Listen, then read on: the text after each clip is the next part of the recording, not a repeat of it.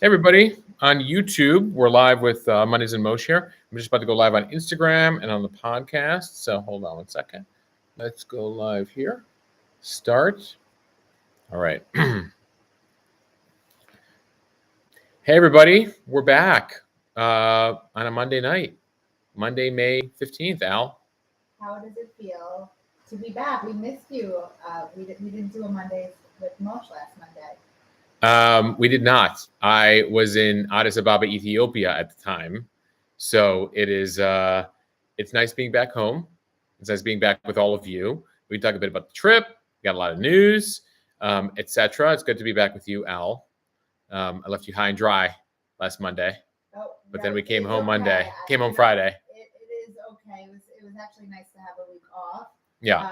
I did miss you, of course, but I am so happy that you went and you did that. It was such a moving and wonderful life experience. I'm so happy that you went. I'm jealous.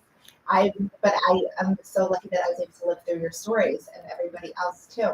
Yeah, it was a really powerful trip.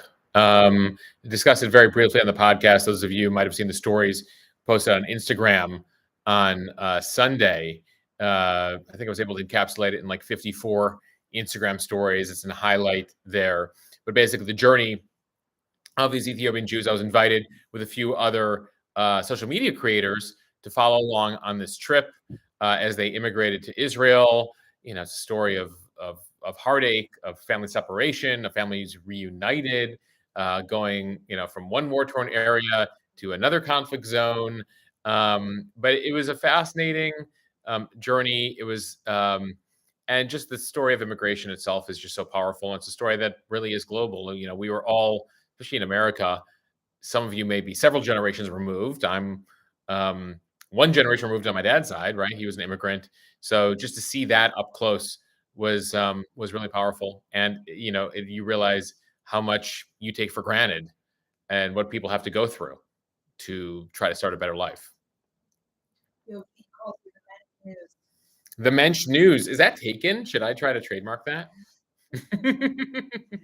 Yogi D coming to us from Bali. Hope all is well, my friend. And so go ahead. It was such a delight.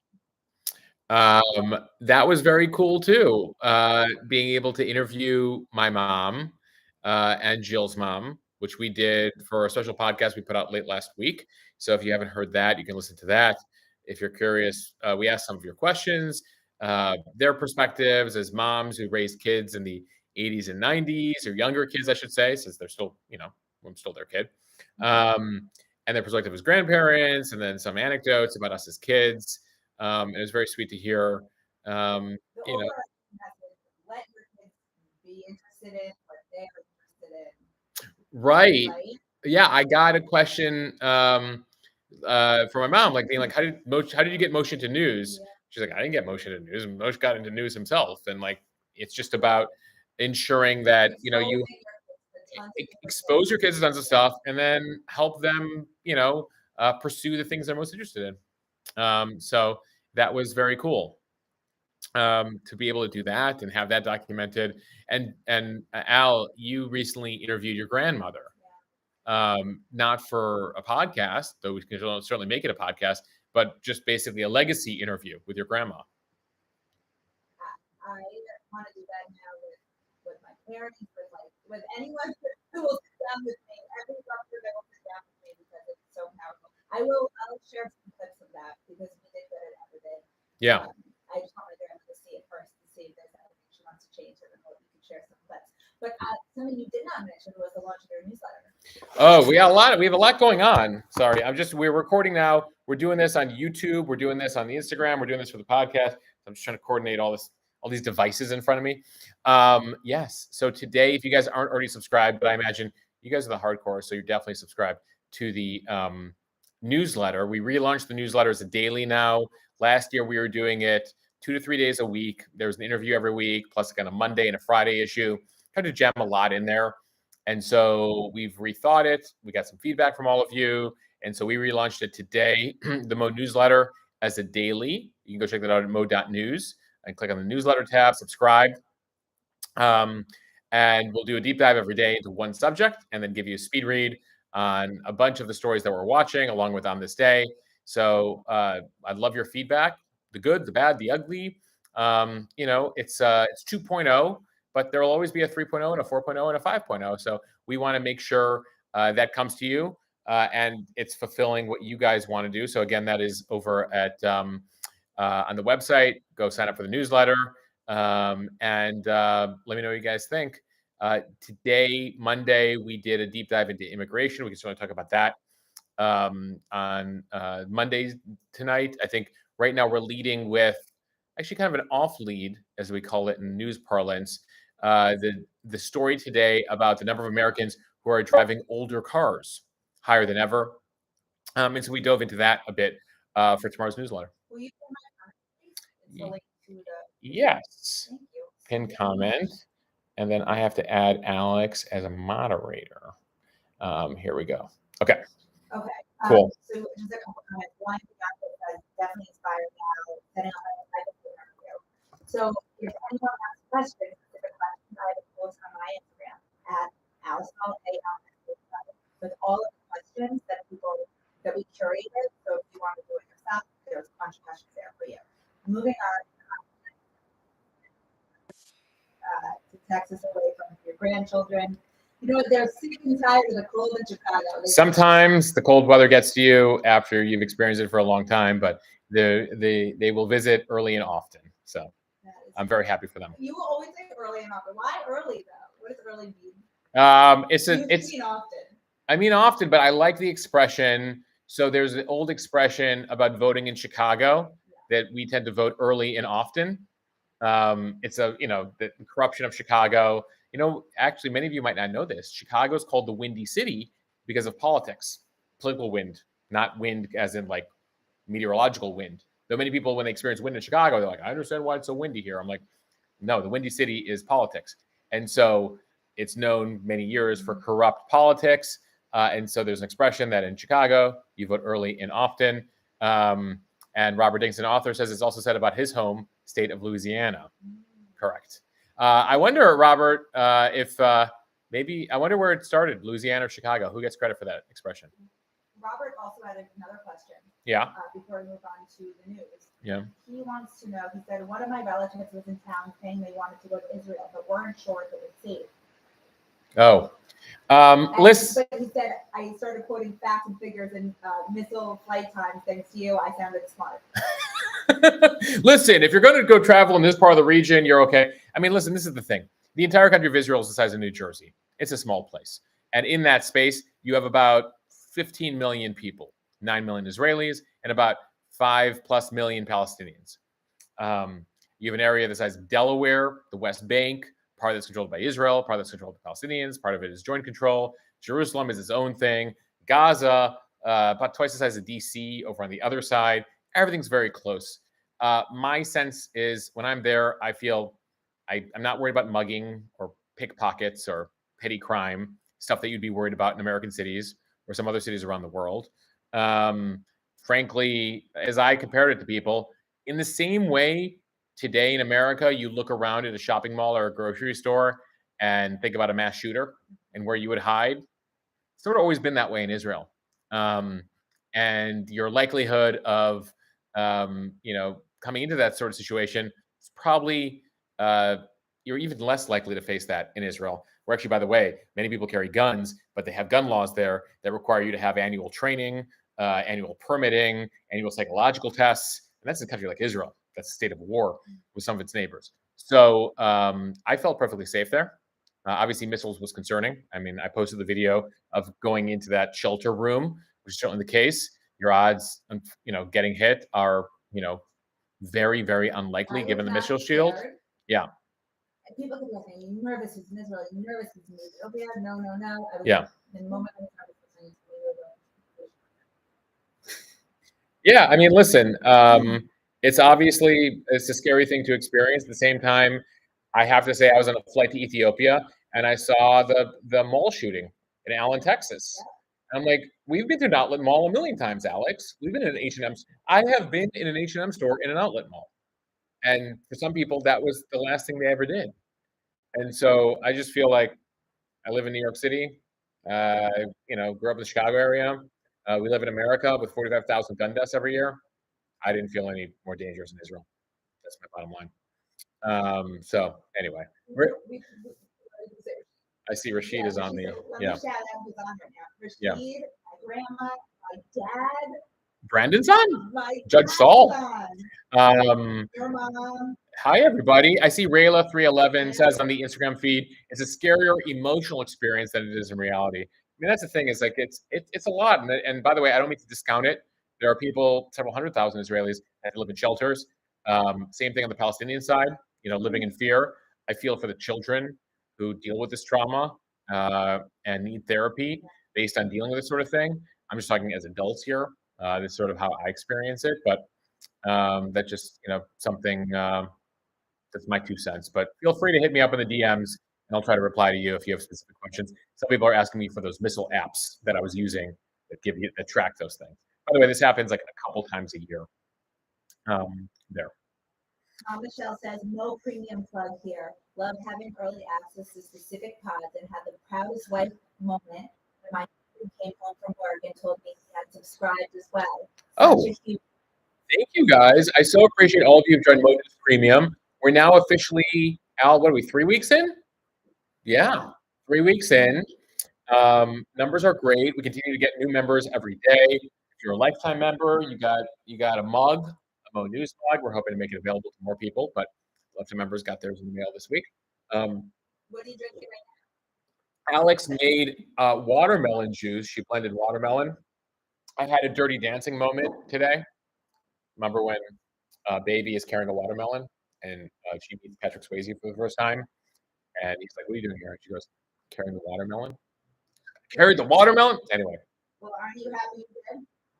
I know that, by the way, Al, because my mom would play Dirty Dancing on VHS on repeat every Thursday night in our home growing up. That is true. You are so familiar with all the oldies and all the good movies with your mom.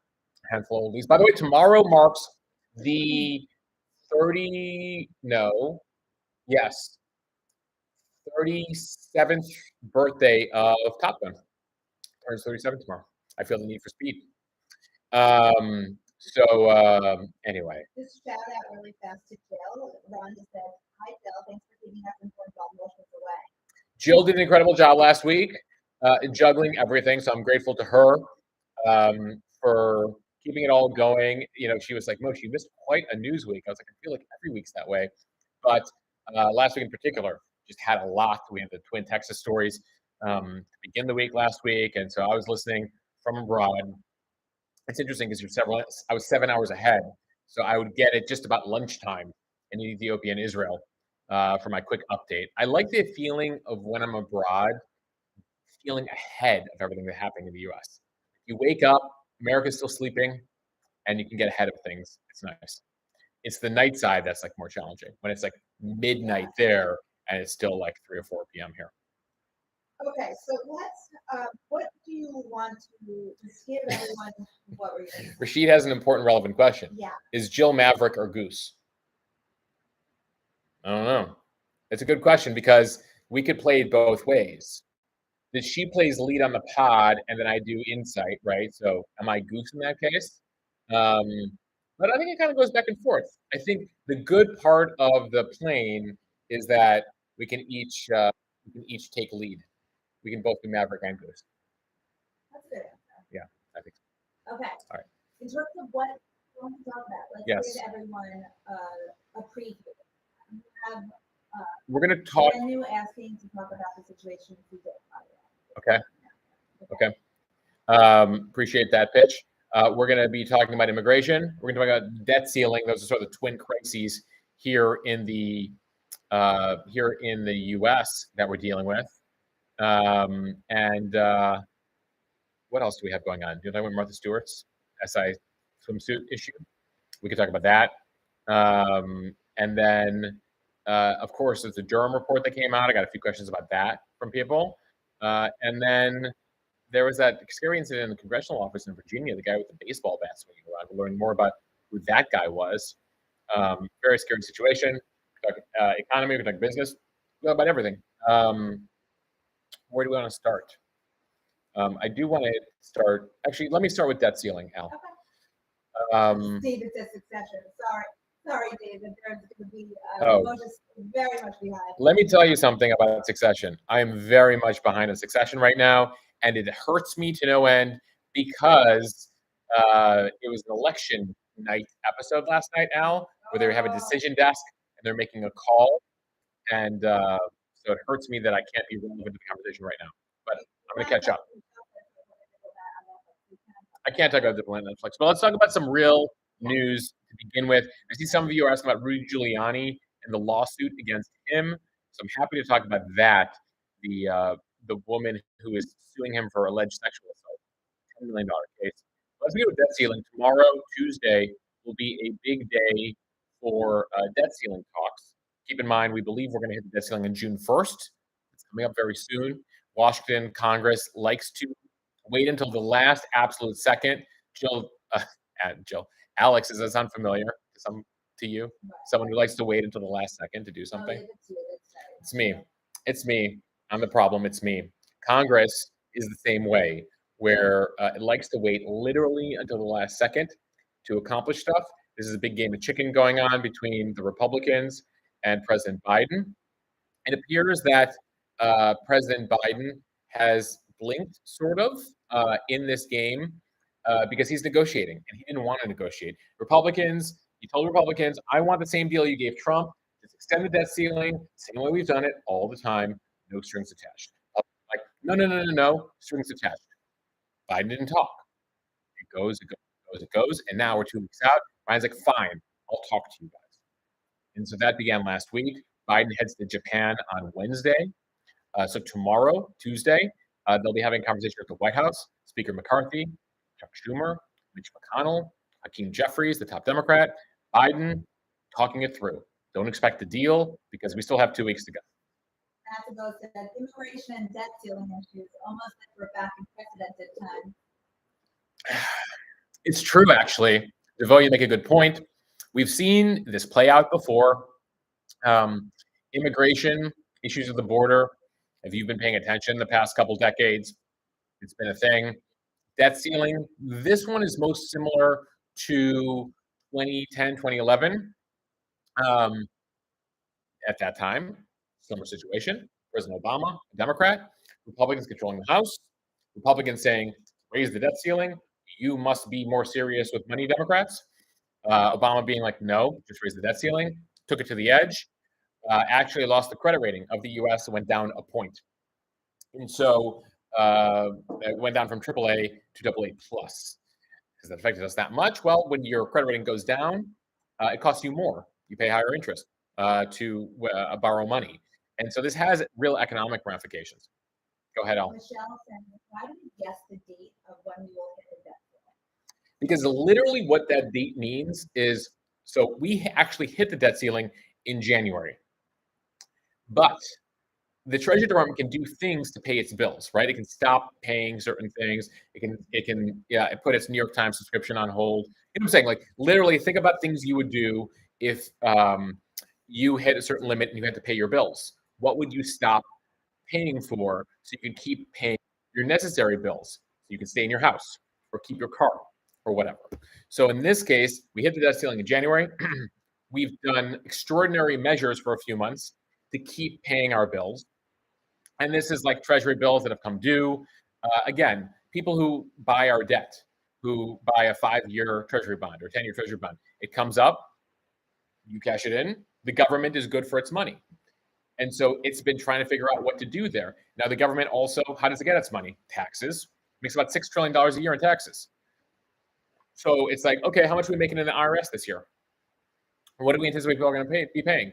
Okay, that'll keep us going, etc.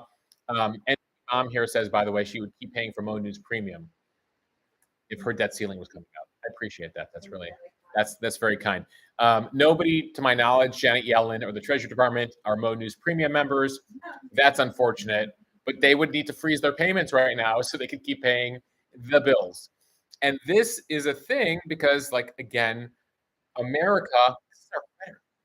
And in order to fund our government, fund our economic growth, we take money out, right? And then when we take that money out, we sell treasury bonds. People buy because they're like, it's America. They're good for their money. They're not buying Argentinian bonds. They're not buying Turkish bonds.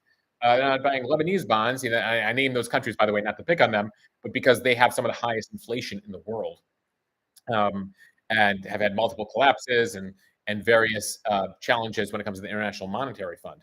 The U.S. is another case, and that's why many people are saying, don't mess with our credit. Don't mess, especially at a time where China's on the rise. This is not the time to F with the system and the fact that the U.S. economy is dominant. And so that's where we're at. And so they've said, listen, we've exercised all our extraordinary measures. We will literally not be able to pay our bills starting on June 1st. Guys, get it together.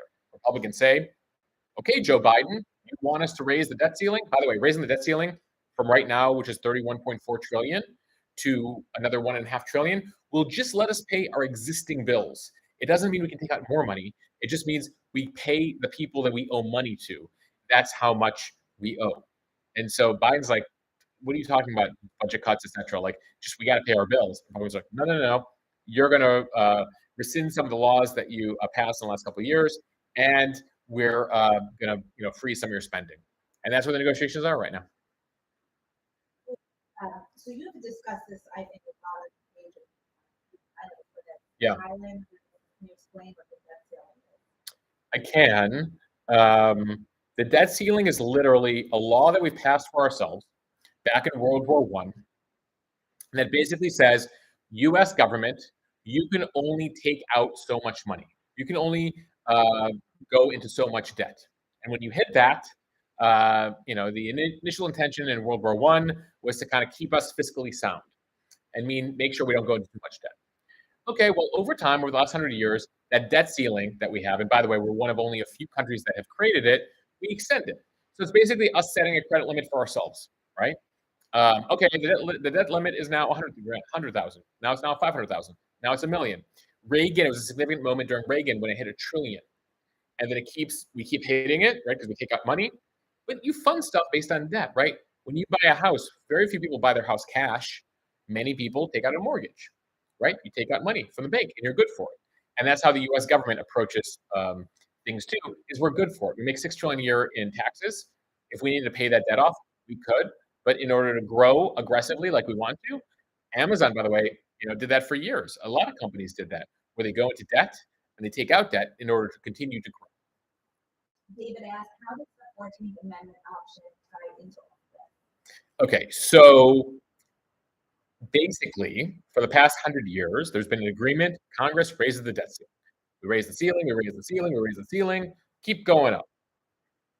It appears, while we've had these more dramatic debt ceiling debates in recent years, presidents have looked into alternatives, saying, if Congress has raised the debt ceiling, is there another way I can do this to ensure that the full faith and credit of the United States is fulfilled? Well, one thing is the 14th Amendment, which Biden says he's considering. And what the 14th Amendment says is, let me get the quote here. It states, quote, the validity of the debt of the United States authorized by law, including debts incurred for payment of pensions and bounties for services in suppressing insurrection or rebellion, shall not be questioned. Basically, the public debt shall not be questioned. And so effectively, some believe that Biden can bypass Congress using his interpretation of the 14th Amendment. You can imagine that would face legal issues, and the Supreme Court would have to rule on it. But basically, and Biden doesn't want to have to do that. He wants to do it the same way we've always done it, which is work with Congress, make a deal. He doesn't want to have to test the 14th Amendment and see if the Supreme Court holds it up and bypass Congress. Lauren says, so this is a moving target for the government. How do I get one of those my bills?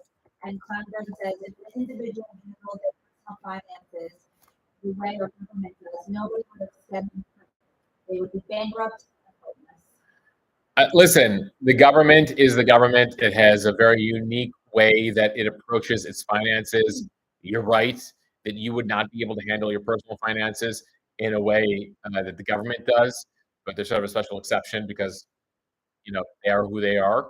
And, again, there are certain comparisons I make, but against apples and oranges, when I was talking about how you take out a mortgage, you take out a car loan, you take out student loans, you go into debt yourself.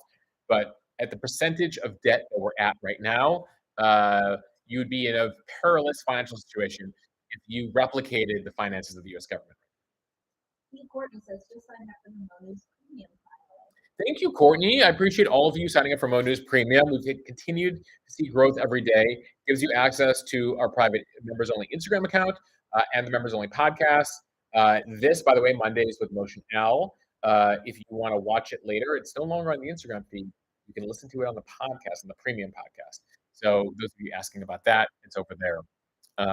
And so we have that. By the way, there's one other gimmick. So there's the 14th Amendment gimmick. Some of you might be hearing about $1 trillion coin. That's another idea that's been floated in the past, that the U.S. government, Treasury Department, issues a $1 trillion coin and then uses that for our debt. Biden was asked about it. He says he hasn't looked into it. Janet Yellen, the Treasury Secretary, says it's a gimmick. I'm not going to do that. But again, you might be hearing the 14th Amendment and $1 trillion coin as options if Kevin McCarthy and Republicans can't come to a deal with Democrats. Carly asks, is there a way student loan interest rates remain paused? And Lauren wants to know if there's an update. So some of you have been asking about student loan, and I apologize as I haven't done an update in a while. I'm going to do that later. Here we go. Hold on. What do we know? Within the next month or so, we will find out about Biden's student loan plan. The Supreme Court will rule on it next month. Typically, they release their major rulings end of June. And so be on the lookout for that. The White House believes that it has the power to do student loan forgiveness. So a lot is on hold for the next 6 weeks there, but we'll do an update for you on that. Bless you. Bless you. Allergies are crazy. Are you guys noticing that too? I was dying this weekend in New York. Yeah, it's rough. Back on your Zizol, baby. Okay, so let's move on.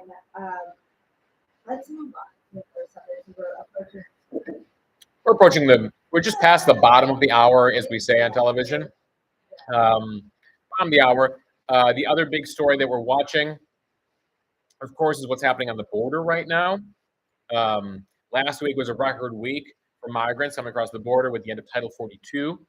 That was the policy for the last 3 years that allowed the U.S. to deport people more than 2.7 million times.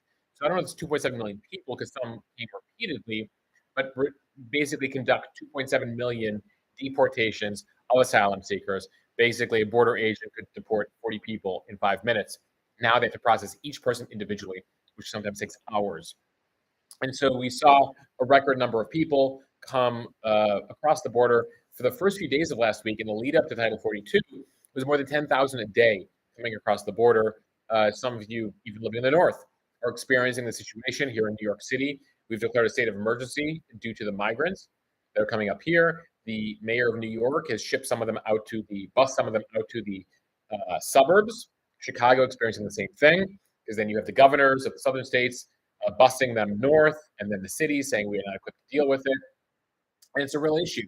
Numbers have been slightly down the past couple of days from those previous days, but still talking about between 4,000 and 6,000 people a day, not insignificant. The teacher says we talked about the immigration bill in Florida and the one they're pushing for Texas. All right, so every state is doing different laws right now to deal with this. Right now, in Florida, there's so much going on. Hold on. While you're doing that, I'm just going to address Courtney's comment. Yeah. That local honey helps with allergies. It's my acupuncture says local honey? What does that mean? Okay, because the bees are pollinating, right? Local honey, they're pollinating local flowers. Yeah. Right. And so for whatever reason, it is very like that honey, especially local honey in your neighborhood. Interesting. Local honey with seasonal allergies. All right. You heard it here first, folks. Okay. Yeah. So last week Governor DeSantis signed a bill imposing new penalties and restrictions on undocumented immigrants in Florida that requires employers to use E-Verify to make sure the workers are authorized to work in the U.S. This is apparently a big issue for truckers right now. They're concerned about it. And so this specifically was a response to the end of Title 42. It's been praised by supporters as necessary, condemned by others as cruel, will lead to law enforcement profiling of people. It requires the following things. This is Florida SB 1718. It requires employers to verify new employees' employment eligibility within 3 business days. Requires employers of 25 or more to use E-Verify. Hospitals that accept Medicaid must ask patients if they're U.S. citizens and if they're here legally. This is a big concern, right? If people have medical issues and are concerned about their immigration status, will they go seek treatment? And so this is why some critics are calling this cruel. At the same time, Florida says, they need to crack down on the number of people who aren't here or are here undocumented. Truckers are taking issue with this in particular. I'll tell you about that in a second. You know what? I'm going to. So there's some truckers who are striking because of this. I want to dive deeper into this story, and I'll come back to you guys on that. The Florida immigration law and truckers. And Magic Mike notes, by the way, that there's a second law that DeSantis signed today that is related to DEI, diversity, equity, and inclusion, and limits how schools can teach that, which I'll get to in a second here. So much going on. Sorry, guys. I was abroad last week, so I haven't been able to plug in to everything that I typically do. You spent so many hours. I can tell you about the history of Ethiopia. Ethiopia. So the legislation DeSantis signed today, the other bill he signed, defunds all DEI programs, diversity, equity, and inclusion programs in Florida's public colleges, and allows the state to remove programs, majors, and minors that teach "quote-unquote" identity politics, race and gender, etc. This is at the college level, and this builds upon what DeSantis was calling the Stop Woke Act. So he's been focused on elementary level, but he's also focused on a college level, which you can imagine, especially at public colleges. At college, you're supposed to learn everything, even if it's controversial, even if it challenges certain assumptions. So there's a lot of people saying that bill goes too far. And Mike brings up a good point. There are questions as to what that means for the First Amendment. You want to be able to be on a college campus and talk about whatever and learn about everything. But DeSantis and some people believe that they're pushing an agenda with these programs, and they don't want to fund that sort of thing. This Brad says, this is going back. I'm not going to go back. We'll move forward. Okay. You'll answer the questions about. You'll answer the questions. I'll answer the state-specific questions related to immigration. Right. Okay. Yeah. So, Mosheh, do you know specifically what in regards to anything? In regards to race, when it comes to what? That's what you were just talking about.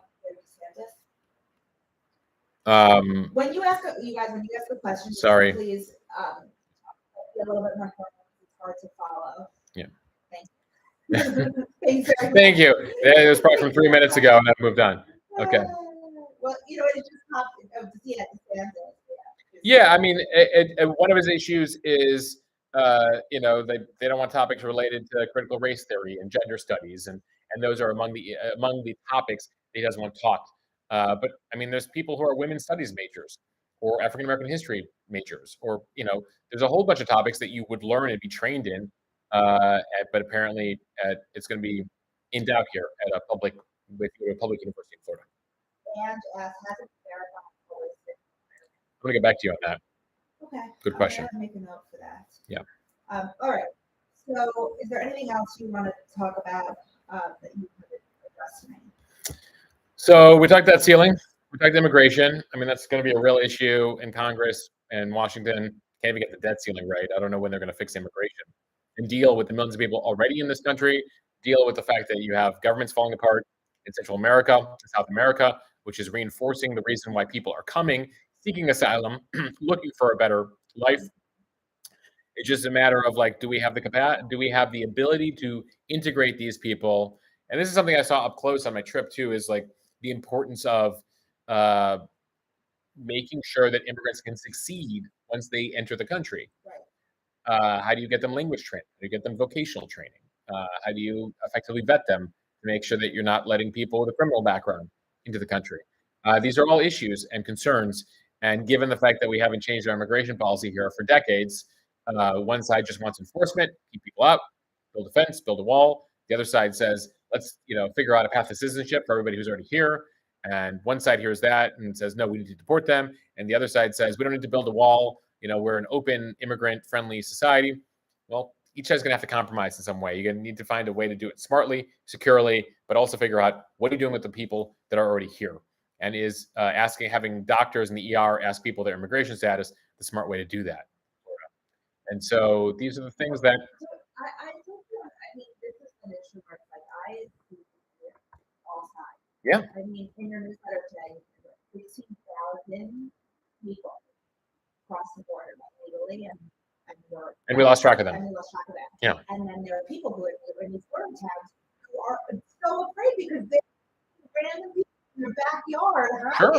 I mean, but then you feel then you feel for the asylum seekers who can't go home because they're dealing with gang violence, etc., back in their home country. So it is very complicated. Some of these people come from Haiti, which is a war zone. People come from Venezuela. Society falling apart. Government falling apart there. So, I mean, that's one of the issues. Those are among the issues that we face here. Martha Stewart. Okay, so Jen said, very proud. It's Martha Stewart. You set us up and then I'll I did. I just put her up. Okay, one of the photos. So she did a Sports Illustrated photo shoot. Sports Illustrated swimsuit issue photo shoot. Yeah. Jen said, very proud of Martha Stewart, but it wasn't very realistic. Photoshop editing was obvious. Would have loved for the photos to have been more realistic. And said, but all editorial photo shoots are heavily edited no matter the model. True. Those are all valid points. Martha Stewart is photoshopped in the same way that a 21-year-old would be photoshopped in Sports Illustrated. At the same time, I was watching on the Today Show. You can't Photoshop someone live. She looks fantastic. She's clearly, is on a great skin regimen. Al. You think it's just that she has done a lot of. Oh, she's done work. Yeah. Well, this is work, but it's good work. Never redacted. Did a fantastic job. What did my grandma who's turning 88 this week. Yeah. Is here with us tonight. Hi, Grandma. So Martha Stewart, by the way, first important fact. Yeah. Martha Stewart's 81 years old. She is 15 months older than Joe Biden. Fun fact. Joe Biden, no plans to see him in a swimsuit. Thank God. So I saw this and I texted Alex's grandma. Well, I call her grandma too at this point. Grandma Lynn, she's my grandma, who, by the way, will be turning 88 this week on Wednesday. So happy early birthday. I was like, what do you think of the Martha Stewart spread? You're 7 years older than her. And she says, I thought it sent the message that seniors are still viable, functioning people. And we should note that Elaine has a boyfriend, Ed, who's 93, and both of them thought it was fantastic. So that's their opinion of it. And so, I don't think they didn't at least have the impression that it set unrealistic beauty standards for them. Martha's a celebrity, she's had work done, etc. You kind of understand it. But, listen, I thought I'll be posting a clip, or using a clip on the podcast of Martha talking about it. And regardless of the work, etc., and the Photoshop, come on. Do we have to hate on everything all the time? People love to hate on stuff. I'm not going to hate on this. I think this is great. PP Cookie or Pepe Cookie says, nothing wrong with beauty treatments, just transparency is nice. She claims no work. You kind of want the people who got work to just be like, yeah, I got my nose did, I got my face did, I got a facelift, I got whatever. Listen, I feel like Martha wouldn't lie to us at this point. What do you think, Al? I don't know. Do you think it's a little vain? I'm not sure that. Look at this photo. Yeah. This is another. We put together Emily Gross on the team put together, I think 8 or 9 photos from the SI swimsuit photo shoot. Oh, it's wonderful. Yeah. It's amazing. Yeah. I hope that they do more of this because it's such like, and I'm sure that they will. Yeah. Okay. Is anyone? Oh, probably too faceless. That's dramatic. I mean, you can't tell with these sunglasses, but then if we go to the next shot, those of you listening to the podcast, going through some of the photos here, look at that one. By the way, obvious. She's in the water, she's flipping her hair. Anyway, good for her. 81 years old. I'm very proud of her. Okay. What is there any other worthy? So it's that pretty good. Any other? Yeah. What else were we talking about? Was there anything this week that was reported that you were like angry about? This is they're reporting this wrong. I don't think that I should ask that question more on Monday because like I don't have to be reported on this. Wrong or whatever. But the audience No, the audience. the community. Listen, they don't always get all my personal takes. Some of you on the Mo News Team account will get my personal takes, how I feel about things, how I'm annoyed by things, etc. I was actually, I'll dive deeper into this Durham report, which is the special counsel report into the FBI investigation into Trump. And those are one of those cases where you're dealing with the FBI, Trump, and people have like certain agendas or cover things in a certain angle. When it comes to the special counsel, it's a 4-year special counsel. It certainly did uncover that the FBI was inappropriate at times in how to conduct this investigation. Definitely took some bait and some information from the Hillary Clinton campaign to investigate Trump. Of course, this was the FBI investigation that we thought was going to show a whole scheme between him and Vladimir Putin to seal the election. We didn't quite see that grand plot, right? This was the alleged PP tape and a whole bunch of stuff that we thought existed that didn't turn out to exist. Then you had the investigation into the investigation, which Trump said would uncover a grand plot to get him. Also, no grand plot there. Lesson learned here, folks. There are bad actors everywhere, including the FBI. There are people who aren't good at their jobs, including at the FBI, including in journalism, including in medicine, including in law, including in every profession, right? But when you hear that there's a grand plot, it's typically not a grand plot. Typically just some people behaving badly. It's very hard to concoct a grand plot, at least among governments, this, that, and the other thing. Now, one interesting story that we'll continue to follow, the Nord Stream pipeline that got blown up under the water, the gas pipeline that ran from Russia to Germany. That's sort of a plot, right? Who ran that? That's been who did that? How did they do it? We don't know that. But as far as these investigations concerned, the special counsel investigation, 4 years, there were 3 attempts at prosecution, 2 ended in acquittal, 1 ended up in a plea deal over a sort of concocted email, no prison time, no grand plot by the FBI to get Donald Trump, at least not that John Durham discovered in his $6.7 million 4-year investigation. But certainly people behaving inappropriately, and let's hope that the FBI continues to improve, and when I say continues to improve, get some of the bad actors out. And it's like many government agencies. It has a rough history, we can say. J. Edgar Hoover used to run it. They used it to basically try to get Martin Luther King to commit suicide. It's a whole terrible history of the FBI back there in the 60s, and a bunch of stuff that J. Edgar Hoover was up to. And so they tried to reform the FBI in the 70s and 80s. They were somewhat successful in doing that, but there continue to be some bad actors. And so just something to bear in mind. I haven't read the full 309-page Durham report, but we talk a bit about it on the podcast tomorrow. Go ahead, Al.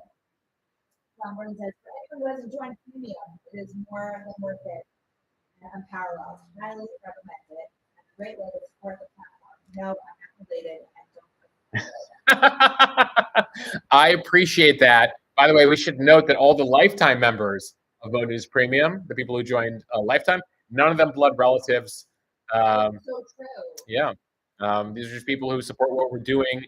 It's, extra access, extra content, but honestly, support for independent journalism and what we're doing. And, to go live, to go live every Monday night and do the podcast 5 days a week and do extra interviews on the podcast and do newsletter 5 days a week and do Instagram 7 days a week, which we've done for more than 3 years now. It's a lot.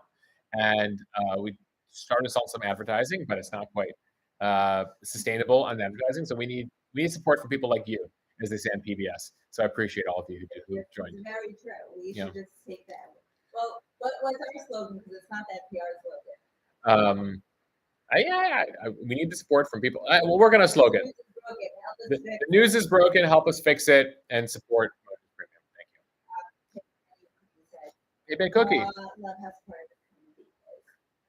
I love all of you. I appreciate all of you.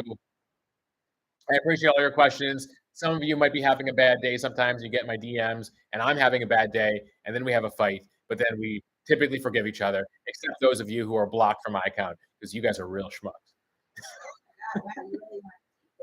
Just saying, sometimes Ala always warns me. She'll see my expression on my face and she's like, you've been DMing with people, haven't you? People like, you found the one negative, you found the one person who didn't like what you did today and you're like fighting with them. I'm like, yeah, I found that person. She's like, have you thought about the 200 people who liked what you're doing today? I'm like, I have thought about those people, but I'm really focused on this guy. It's hard. My mom is psychology. Yeah. And she always like it takes 5 positive comments to outweigh 1 negative. Oh, is that the ratio? I'm wrong, but it's like I like 5 to 1. Positive thoughts have to outweigh 1 negative because the negative is so strong. Always for any. Yeah, Ben W. Graham here says it's hard not to engage. I know, like you find the one person and they get under your skin and they ask some question or they're like, "Oh, I can't believe you're the worst at blah blah blah." I'm like, "Am I the worst? You want to talk about it?" My mom corrected me. 3 to 1 is not 5 to 1. Oh, 3 to 1 positive negative. Yeah. Oh, we do much better than that at Mo News, but I still linger. I still linger on the 1. Sometimes we're 10 to 1. Sometimes we're 20 to 1. Mama Shell wants to remind you. Oh, yes.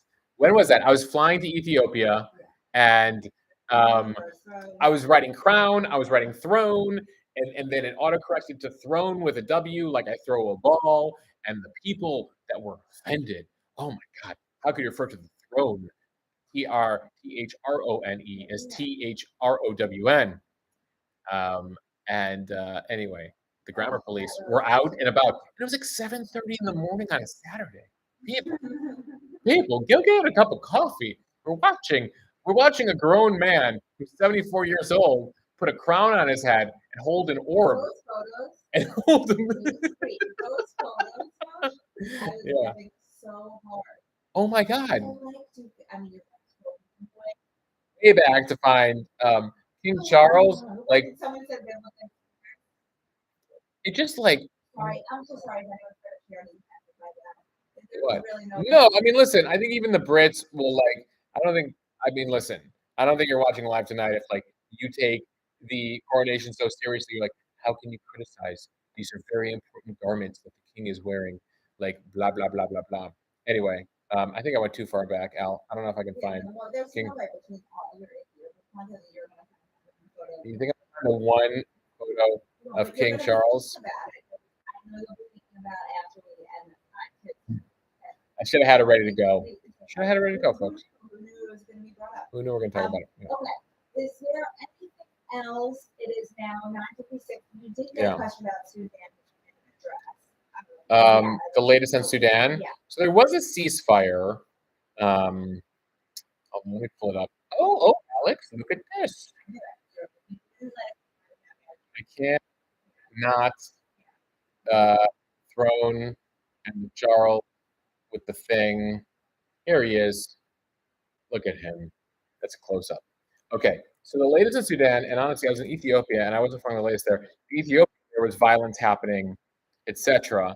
As far as Sudan's concerned, this is the state of the fighting right now. So the fighting broke out about a month ago. I can take Charles down. Yeah, I think we'll confuse people who join us now. Okay. All right, Charles wearing a nice costume. So the fighting broke out a month ago. It's basically a fight between the military and the vice president's military, the president versus the vice president. They need to come up with some sort of deal to govern together and bring the country back towards democracy. They couldn't come to a deal. And so basically in mid-April, fighting began between the RSF forces, which are run by the vice president, and the main military run by the president. Some people had to escape the capital there of Khartoum, and that escalated over time. There were several ceasefires that have been announced and then broken. This is really an existential fight between the two generals who happen to be president and vice president for the future of the country. And, you know, they go way back. They were involved in a coup together themselves against a previous leader. And unfortunately, the death toll continues to go into the high hundreds, probably in the 1,000, past 1,000 at this point. And they keep announcing a ceasefire to let aid in for these poor civilians, where before this war, a third of the people who live in that country were facing potential starvation, weren't getting sufficient food. That was before the war broke out. Nearly 1 million people have already fled the country. So there's concerns about this humanitarian crisis unfolding here. And so there continue to be ceasefire talks here, but they keep going off and on. Okay. And that's where we're at. Mosh, you have to unpack Ethiopia. We got a lot to do tonight. But this has been anything else? Anyone last call? One final topic. With Cassandra says this has been the best Mondays with Mosh. That's great. That is so kind. I appreciate that. I apologize. And Al knows this. I'm gonna be kicking myself when I get off this. When I get off, being like, I forgot to study up on the Florida immigration law with the truckers. I'll get on it. O.E. Kimmy makes a good point. Sudan has always had issues with wars. Yes, there's been the most successful coups in the past 50 years in Sudan, more than any other African country, which is not something you want to be known for, unfortunately. Pentabulous asks how the rowing is going, Al. How is the rowing going for me? It's not happening. No,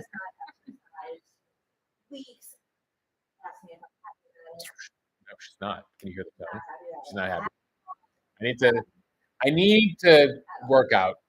I need to get some exercise in, which I'm going to do tomorrow morning, Al. I will. I swear.